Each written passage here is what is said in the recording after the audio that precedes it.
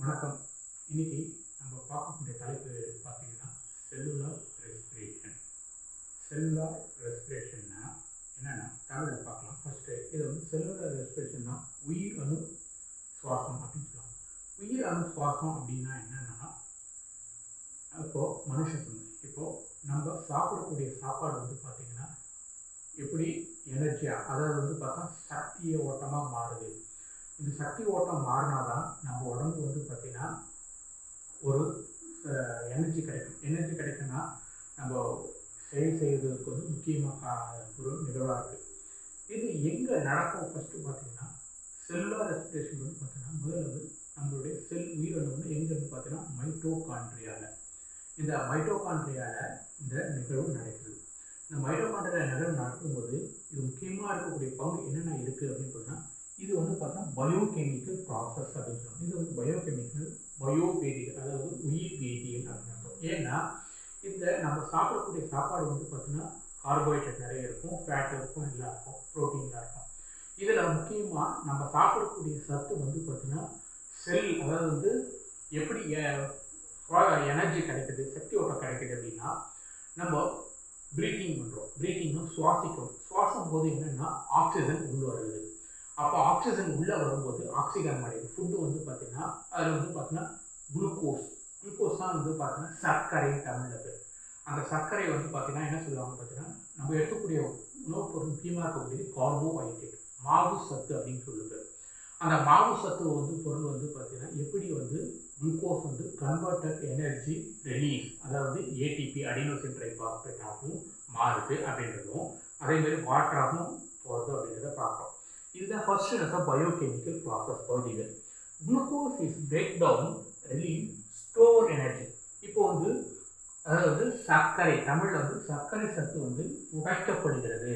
அதை உடைக்கப்பட்டு அவைகள் அதிலிருந்து அதாவது எனர்ஜி ரிலீஸ் ஸ்டோர், அதாவது சேமித்தல் அர்த்தம்.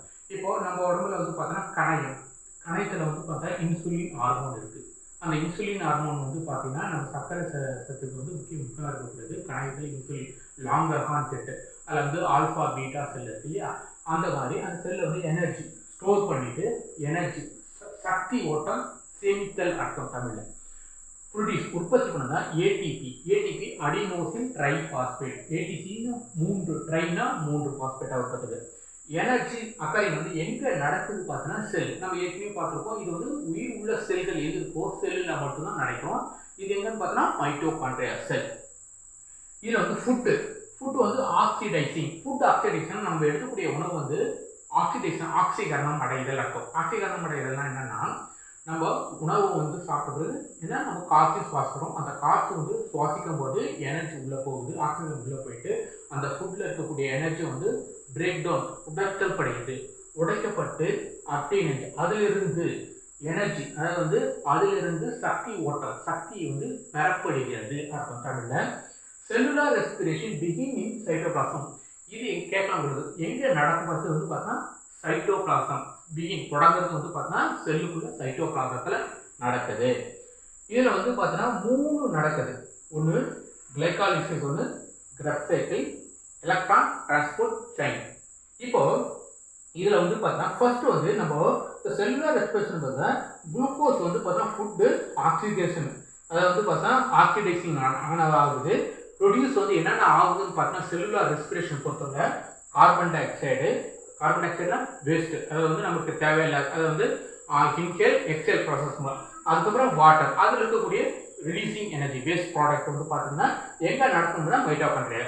இதில் பார்த்தா கிளைகாலிசிஸ் அக்கர் பார்த்தா சைட்டோபிளாசம். இதில் glucose converted into pyruvate. Glucose பார்த்தீங்கன்னா சர்க்கரை சத்து எதாக மாற்றப்படுது? பைருவேட் அமிலமாக மாற்றப்படுகிறது. அதுக்கப்புறம் கிரப் சைக்கிள், ட்ரைகார்பாக்சில் சைக்கிள் அப்படின்னு சொல்லி T3A சைக்கிள் அப்படின்னு சொல்லுவாங்க. இது எங்கே நடக்குதுன்னு பார்த்தீங்கன்னா மைட்டோகாண்ட்ரியா மேட்ரிக்ஸில் நடக்குது. இது சைட்டோபிளாசத்துலேயும் இருக்குது அப்படின்னு சொல்லுவாங்க. இது மைட்டோகாண்ட்ரியா மேட்ரிக்ஸில் மட்டும்தான் நடக்குது. இது பைருவேட் பார்த்தீங்கன்னா இதில் பைருவேட் பார்த்தீங்கன்னா பிரேக் டவுன், உடைக்கப்படுகிறது. உடைக்கப்பட்டு ரிலீசிங், வெளியேற்றப்படுகிறது. என்னென்ன பார்த்தீங்கன்னா releasing carbon dioxide transferring, அதிலிருந்து carbon dioxide transferring energy, அதிலிருந்து அதாவது releasing energy, carbon dioxide energy வந்து ரிலீஸ் நிக்கோடின் அடினின் டைபாஸ்பேட் ஆகும், NADH, அப்புறம் வந்து பார்த்தீங்கன்னா FODH ஆகும் ரிலீசிங் ஆகுது. இது என்ன சொல்லலாம், கேரியர் மாலிகுல், தாங்கு நட்டம், தமிழில் தூயினா தாங்கு நிலை. இவைகள் தான் வந்து பார்த்தீங்கன்னா NADH-யும் FADH-யும் கேரியர் மாலிகுல். ஒரு கடத்து திறனை வந்து எடுத்தும் போதுக்கு வந்து பார்த்தீங்கன்னா செயின் வந்து பார்த்தீங்கன்னா நம்ம உடம்பே வந்து பார்த்தீங்கன்னா எலக்ட்ரான் தான், சரிங்களா, அது மாதிரி எடுத்துக்கலாம். அதுக்கப்புறம் ETC, எலக்ட்ரான் டிரான்ஸ்போர்ட் செயின். இது எங்கே நடக்குதுன்னு பார்த்தீங்கன்னா மைட்டோகாண்ட்ரியா மேட்ரிக்ஸ், அதாவது மைட்டோகாண்ட்ரியா மெம்பரேன்ல, அதாவது இன்னர்னா உள்பகுதியில் நடக்கக்கூடியது அப்படின்னு அர்த்தம். இது எனர்ஜி வந்து கேரிக்கு வந்து பார்த்தா, இது எனர்ஜி எது இருக்கு பார்த்தா NADH2. இது என்னது, அதாவது ETCயை பொறுத்த எலக்ட்ரான் டிரான்ஸ்போர்ட் செயின் பொறுத்தளவில் கேரிக்கு வந்து பார்த்தா NADH2, அப்புறம் அதில் வந்து பார்த்தா FADH2, NADH2 FADH2 இருக்குது. இது வந்து ப்ரொடியூஸ், இது எதுக்காக பயன்படுத்துறது பார்த்தீங்கன்னா ATP உருவாக்கும். ATP வந்து அடினோசைன் ட்ரைபாஸ்பேட். இதில் வந்து பார்த்தீங்கன்னா லார்ஜ் அமௌண்ட், நிறைய அமௌண்ட் வந்து பார்த்தா த்ரூ எதன் வழியாக பார்த்தீங்கன்னா ஆக்சிடேட்டிவ் பாஸ்பரேஷன். இது வந்து எதற்கு மூலமாக நடக்குது பார்த்தீங்கன்னா ஆக்சிடேட்டிவ் பாஸ்பரேஷன், ஆக்சிடேட்டிவ் பாஸ்பரேஷன் நடக்குது.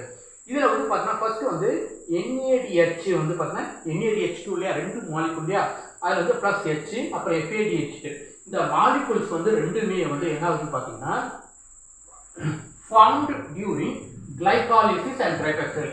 இது ரெண்டுமே வந்து பார்த்தீங்கன்னா NADH ப்ளஸ் FADH மாலிகுல் ரெண்டுமே இணைந்து என்ன பண்ணுது, எது மூலியமாக தான் டூரிங் எந்த இடத்துல பார்த்தீங்கன்னா எந்த டைப்புன்னு பார்த்தீங்கன்னா கிளைகாலிசிஸ் அண்ட் ரைட் சைக்கிள். அப்போ வந்து பார்த்தீங்கன்னா ஆக்சிடைசன், ஆக்சிகரணம் அர்த்தம். ஆக்சிகரணம் அடைந்து ஆக்சிடேஷன் ஆன பிறகு NAD ப்ளஸ் FAD ரிலீஸ், அதாவது NADயும் FADயும் வந்து பார்த்தீங்கன்னா ரிலீசிங் எனர்ஜி அப்படின்னு சொல்லுவாங்க. அப்போ ரிலீசிங் ஆகும்போது என்னென்ன ஆகுது, NADH2 FADH2 இந்த நிகழ்வு நடக்கிறது. இந்த நிகழ்வு எல்லாமே வந்து பார்த்தீங்கன்னா நம்மளுடைய பாடி உடம்புக்குள்ள நடக்கக்கூடிய உயிர் உள்ள ஓட்டத்தில் நடக்கக்கூடிய நிகழ்வு. Thank you for this video.